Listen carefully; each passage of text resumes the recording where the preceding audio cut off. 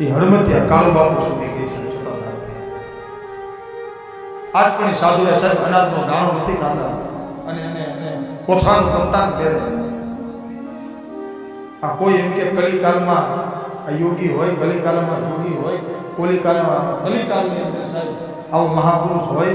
આ કલિકાલમાં આવી વિભૂતિના દર્શન થાય તો એક વખત હળમતિયા જવું પડે સાહેબ, કાળુ બાપુના દર્શન કરવા પડે. શું એની અલકારી થકી હશે?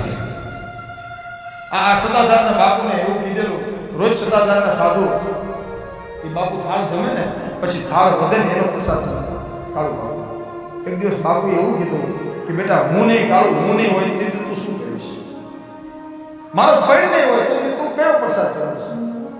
રોજ તારે એવું નિયમ છે હું પ્રસાદ હું થાળ જમી લઉં, મારો વધેલો પ્રસાદ તું જમેશ, પણ મારું ખોળ્યું નહીં હોય તે તું શું કરીશ?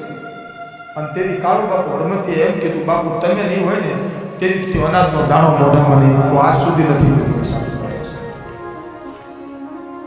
શું ત્યાગ, શું પરંપરા! આ રામદેવજીની ધારા છે. આ કલિકાલમાં કાળુ બાપુ આવી પહોંચે છે. સતાધાર ધામ તો ભલે પાળિયા આખું પીરાણું લઈ ગયો, આખું પરગણું લઈ ગયો, 55